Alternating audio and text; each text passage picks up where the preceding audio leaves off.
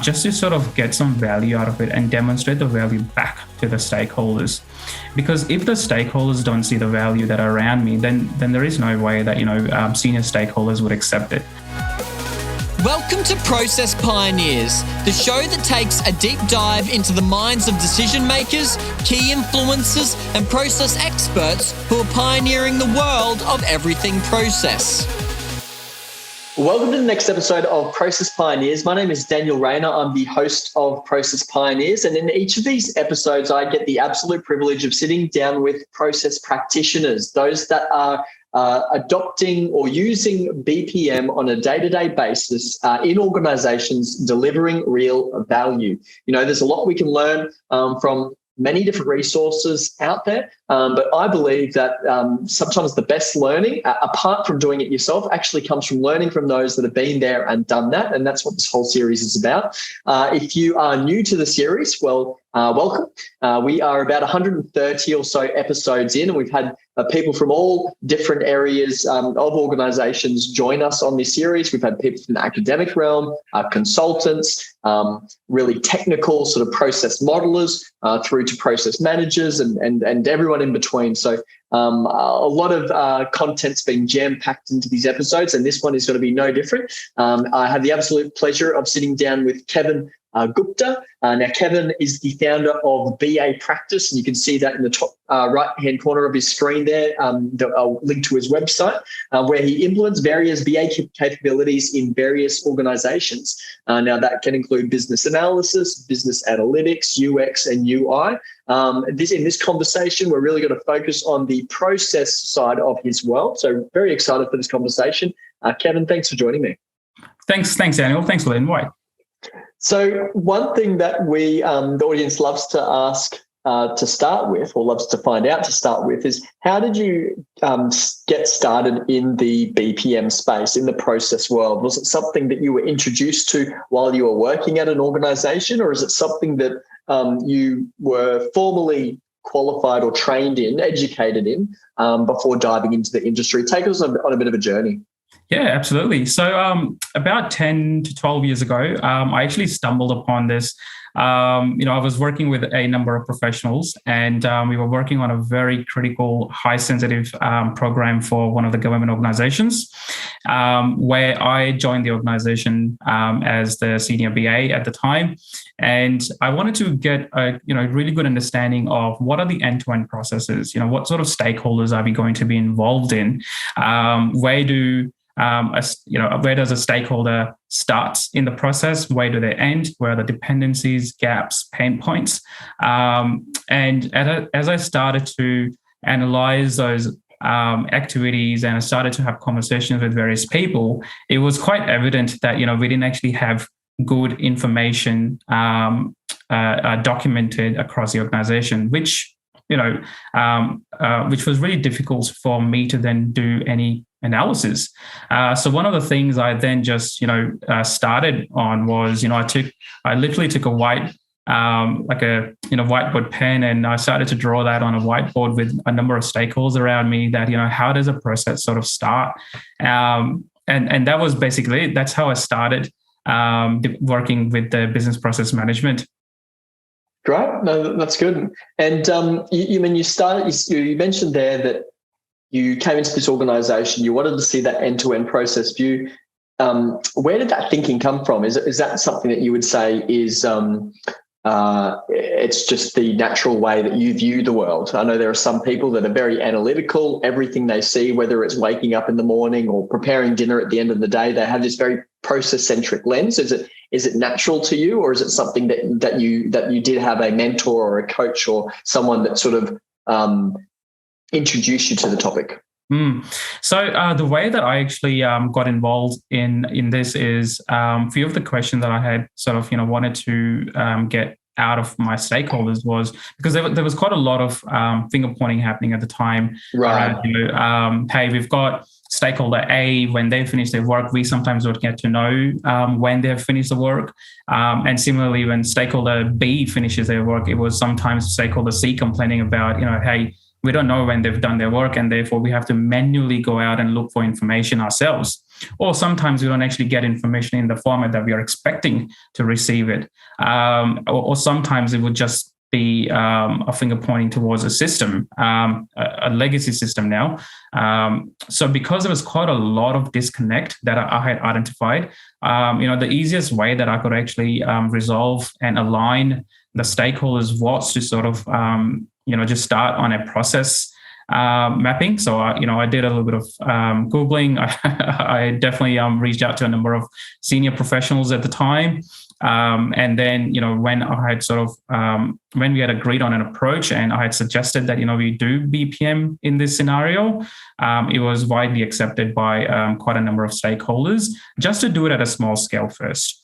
And as I had started to implement BPM, as mentioned earlier, I started on a whiteboard. I didn't really have a tool at the time. And because people started to see the benefit, just by me doing it on whiteboard, we then started to, bring that into a proper tool. Now, one more thing, when we did actually start on BPM, one thing that I had identified was the systems thinking was not there. Now, I was preview to what systems thinking was, but until I actually started on BPM and started working with the stakeholders, it was quite evident that, how critical systems thinking is when you are working with BPM or any sort of processes.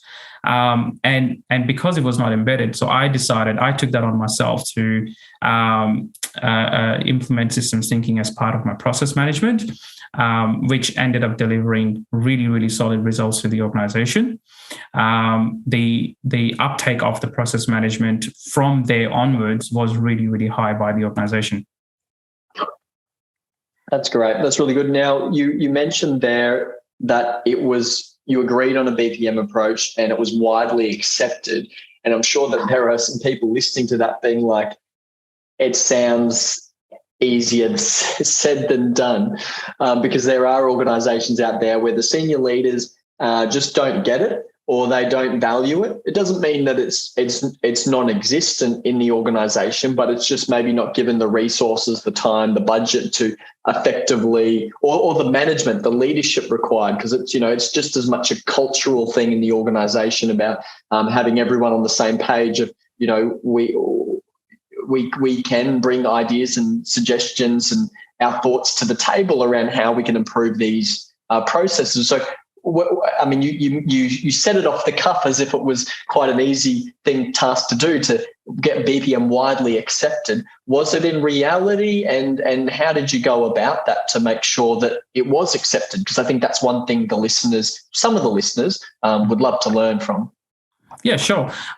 So generally, whenever I start on an activity, I do sort of try and find out from the environment that I'm in, whether starting on a new technique would make sense and how easily would that be accepted? How much time would I actually end up consuming, not just mine, but also my stakeholders?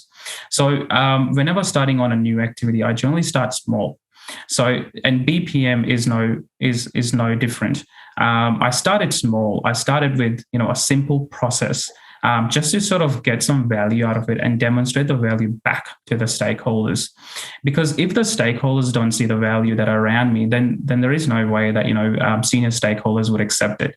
Now, generally speaking, I try, my approach is to get the backing of my stakeholders that are around me.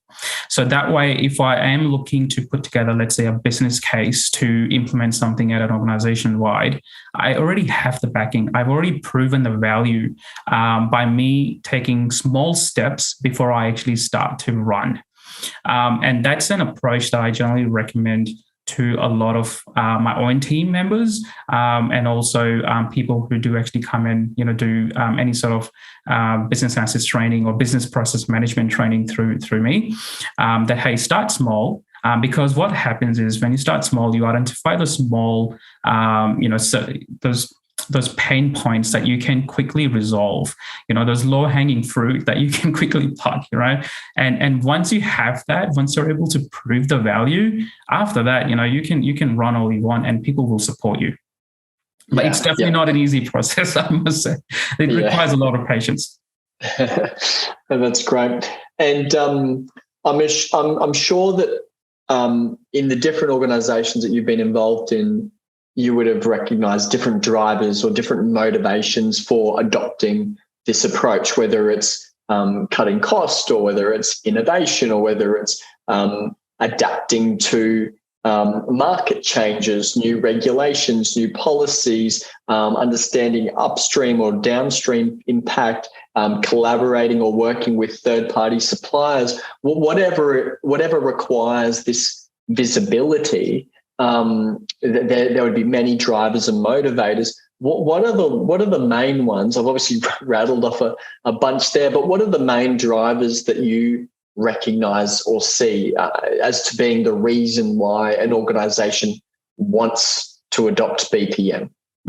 I think that's a good question but some of those you've already covered as part of your pointers. Like I've worked with a lot of government organizations and semi-government organizations. Therefore, we are surrounded with rules and regulations that we must adhere to. If we don't adhere to them, then we are, risking ourselves facing, quite heavy fines from the regulators. Therefore, it becomes even more important that we have our processes very much embedded into our day-to-day activities. So that's one of the drivers. But at the same time, we do develop brand new products from scratch. And they're not small products at times. For example, I implemented from scratch. We developed this regulatory product, which I can't name, unfortunately, for confidentiality reasons. But that would impact majority of the organization. And when I say majority, I would say it would impact more than 70% of the staff members in the organization. Therefore, implementing a product that's going to be impacting not just the people within the organization, but also how we support our industry participants, and then assist the industry participants to then support their own customers. So, the processes and the system needs to be quite solid. So these are some of the drivers that that the organizations, at least in the ones that I've actually worked with, have had to implement BPM.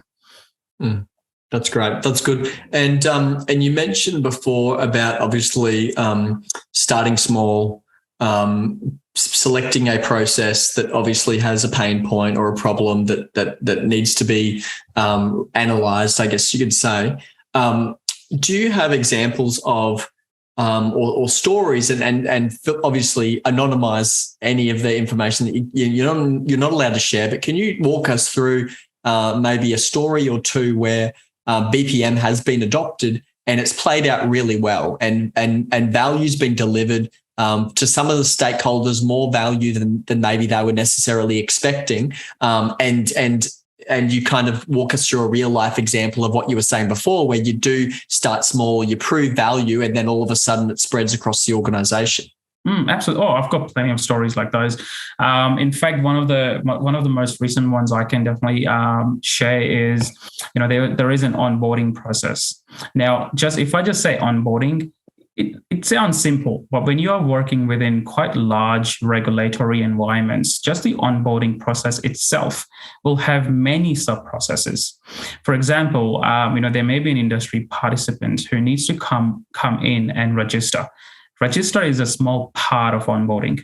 Then from the registration, it goes to, let's say, the operations team, who needs to then ensure that this industry participant that is being onboarded will be able to support the regulations that we have set in place. And then from operations, it goes to a settlements team, for example. From there, it then goes to the finance team, and then it goes to another 5 different teams. So there's about 9 teams just within the onboarding process, right?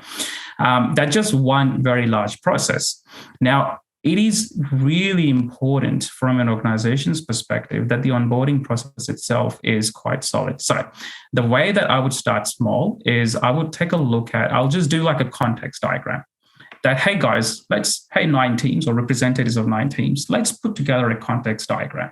Let's just talk about how does one person move from registrations to ops to then so forth, different teams. And then let's number those processes. So you would have onboarding as 1.0, for example, and then under onboarding, you would have registrations at 1.1. and then so for up to 1.9 in this case.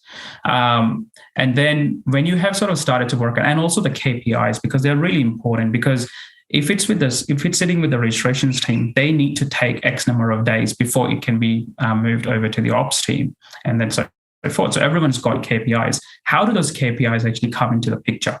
So just putting a context diagram, starts to align stakeholders, starts to set expectations, start to sort of give that value back to them. That, hey, you know what? All we have done is just done a context diagram. It already starts to visualize what is it that is actually involved. Now, if we start to break just the registrations 1.1 down and then do a proper process around it, what does it actually look like? Where does it end? And then how does the ops team need to get started then? Like now we are going into detail. So you can maybe call them layered approach. So there's 3 layers. I just generally call them context, then sub-processes, and then the actual work, right?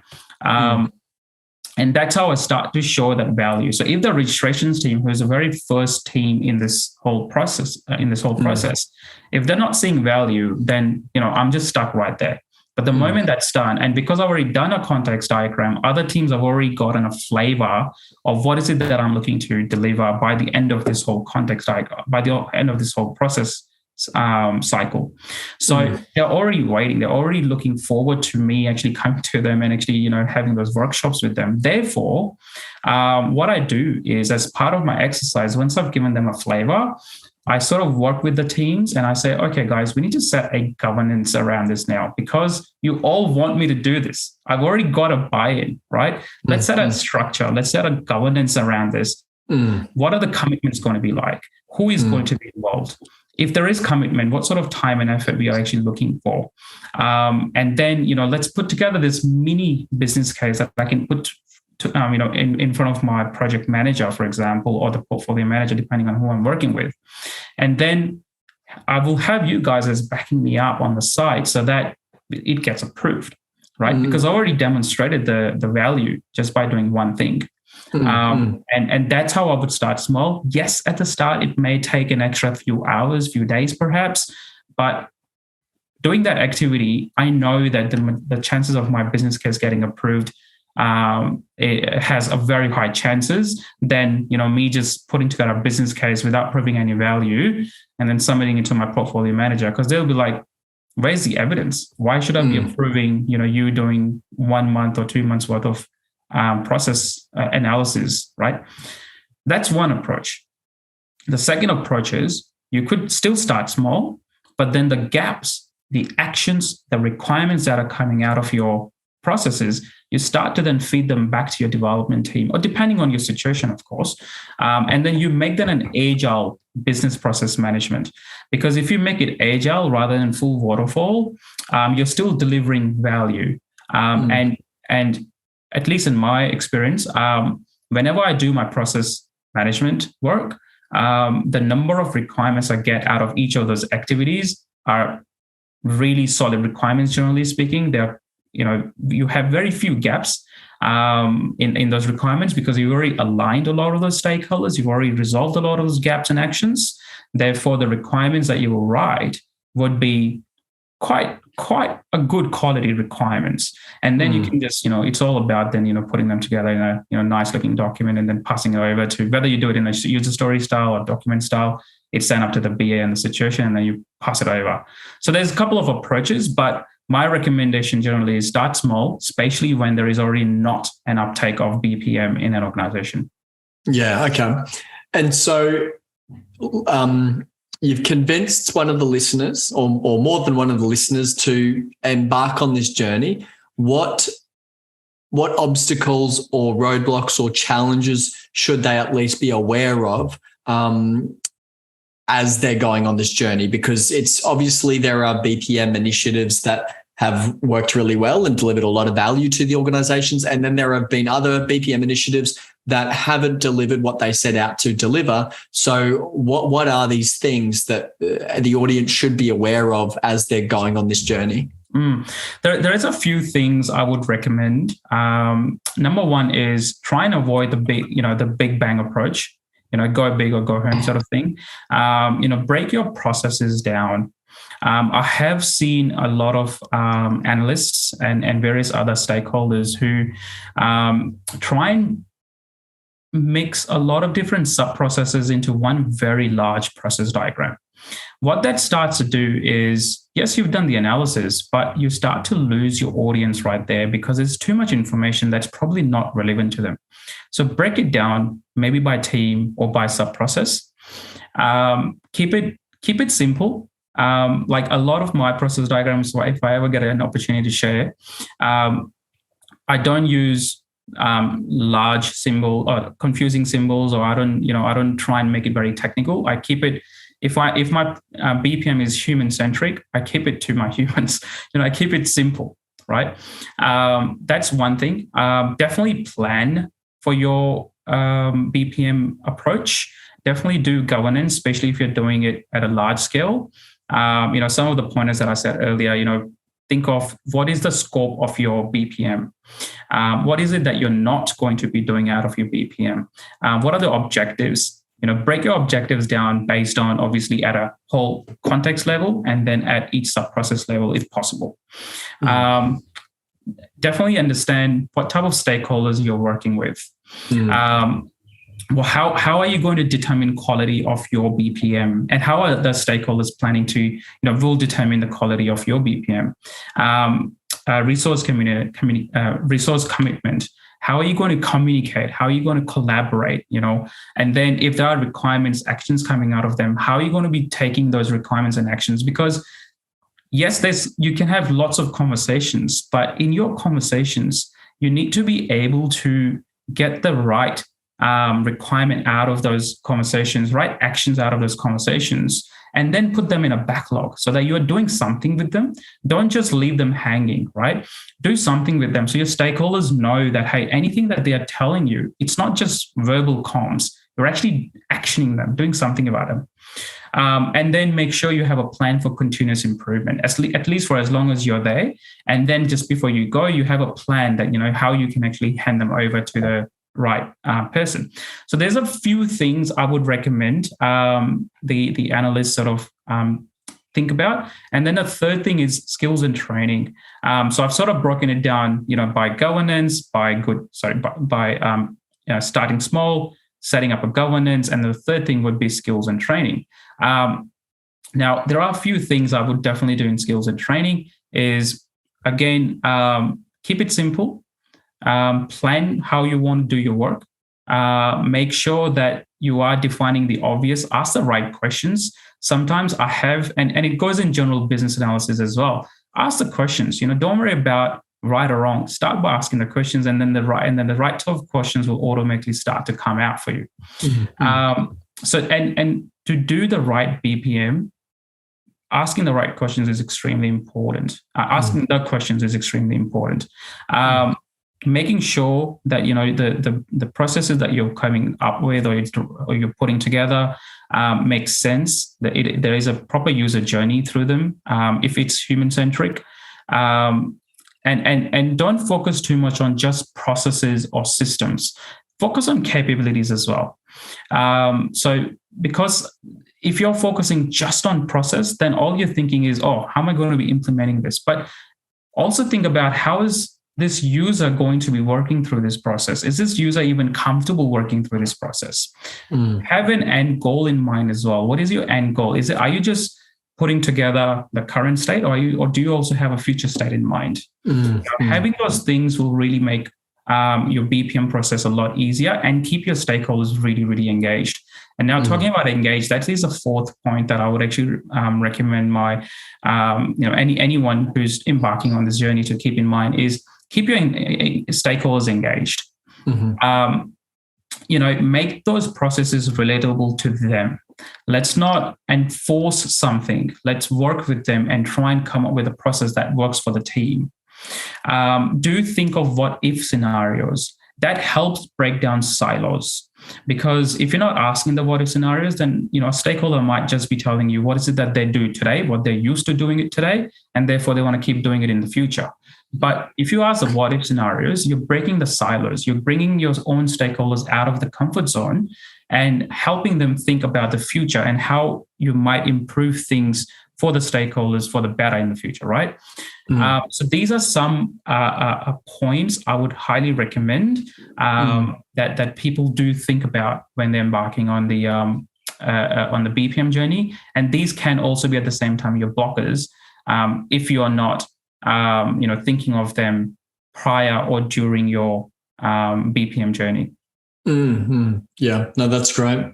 And as a BA yourself, obviously you've got many tools in your toolkit, and for some BAs, they would, different tools would be closer to the top of their toolbox, so to speak, and others would be hidden away in the corners of their toolbox. Let's go with that analogy. For you, as a BA, where does BPM fit into all of like the work that you do? Is it something that it's it's like a specialty piece of equipment that only comes out once in a while? Is it something that you always start with? Talk to us, I guess, as the community, and there's going to be some BAs listening to this. Where does process fit in with everything else that a BA does? Sure. I think that's a good question, because from a BPM perspective, right, you can think of them in multiple ways, just like business analysis. You can actually do them at an organization level, but you can also do them at a very small activity level.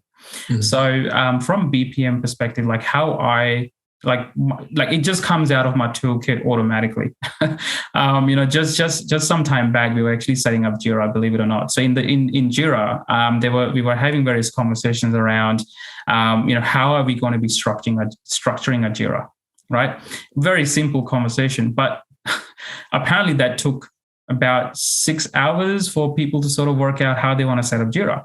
And then, all I did was I just went into one of those conversations because, someone actually approached me and said, hey, look, we are really having, trouble setting up Jira and even coming up with an approach. What do you recommend? I said, look, let me just come into this meeting. I went in, took Visio out, and I said, look, you can obviously structure Jira in many different ways, whether it's safe agile or whether it's just general any other way that your organization might be used to. And all I did was I just did a quick hierarchy, and I said, look, this is where your feature would sit. This is where your epic would sit. Your task story. This is how you would sort of do it. It was a very, very simple conversation. Once I did the diagramming for them, it was a hierarchy I did, something simple. And all of a sudden stakeholders were all aligned and they're like, oh, this is what we've been looking for. And we don't know why we spent so much time, because they were doing it in Microsoft Word, right? They were putting in words. And I said, look, just do this in this processy way. I mean, it's not even a process, I would say, just a visual, clues that I gave to my stakeholders. And we were all of a sudden in half an hour, we were aligned, and now, they ended up setting up Jira. That's an example of how you can bring BPM at a very base level, right? But if you want to really take them out, you can do them at so there's 3 levels in business analysis, we say. You've got your strategy level, you've got your operational level, and then you have your tactical level, right? And at all of those 3 levels, you can implement business process management. It doesn't always have to be at an organizational level. So do start small when you can, prove the worth, and your stakeholders will be all right. That's great. That's really good. And now when we look to, I guess, the future or trends that you're noticing now, what does the next 2, 3, 5 years of business process management look like for organizations? And obviously every organization is at a different maturity level right now. For some organizations, they're diving into the latest technologies like RPA and process mining. And for other organizations, they actually have no visual documentation of the processes that get done. So I guess what does the future look like? But also, what would you be encouraging organizations to make sure that they've got right now, so that they're going to be better prepared for the future? I've actually got some stats on this. Now, the future of business process management. Again, I mean, I can give an opinion, but I'll give you stats first. From a stats perspective, right? If you look at Gartner report, and I'm only going back about 6 years. In 2016, they did some research around business process management, and their report or their stats came out to be that 80% of organizations conducting BPM projects will experience an internal return of rate or internal rate of return better than 15%. Now, this is absolutely huge because IRR in many organizations, it's generally about between 6 to 8% in many organizations. And if you are looking at IRR of 15%, that is double, in some cases, triple that. Right. So that's huge return. So any exec who is reviewing any business cases presented to them by the business BAs or project managers, I would definitely recommend them to think about these stats. And this is not a stat conducted by just any organization. This is Gartner that we are talking about, right?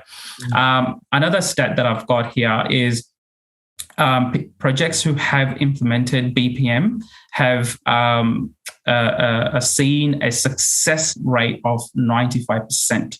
Right, that's huge, and in fact, I'm also I can definitely witness this success because in my projects, wherever I've done proper, on large programs, I would start off with BPM first, align stakeholders, and I know once the stakeholders align, requirements are after that, quite simple to sort of extract. So. Just 95% projects who undertook BPM activity were successful as opposed to 25% success rate, right? If you didn't do BPM. So the stats themselves speak of the future. And I personally speaking, I do strongly believe that BPM has a very, very strong future. BAs, I highly recommend BAs, at least in my team, and I know anyone who's sort of coming to get BA sort of training. BPM is one of the focus, and we always recommend, having a solid knowledge and experience around BPM because it just takes your requirements to the very next level. Mm-hmm. Yeah, no, that's good. That's great.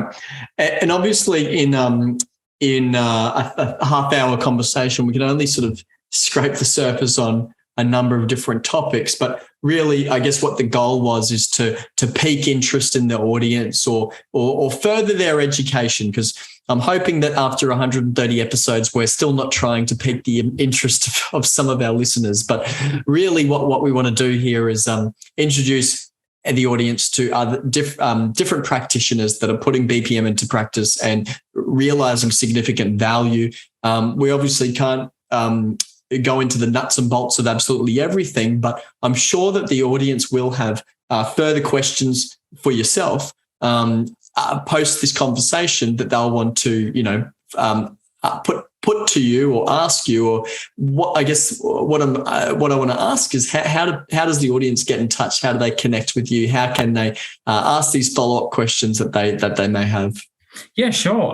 So they can connect with me directly on my email or through my bapractice.com.au website, and then they can just submit their query to the via the contact us form, and I'll reach out to the relevant party. Perfect. That sounds great. Well, Kevin, I just want to thank you for sitting down with me and having this conversation today. I've certainly been gleaning a lot from your real life practical experiences, and I'm sure the audience has as well. So thanks for catching up with me. It's been an absolute pleasure. Likewise. Thank you so much, Daniel.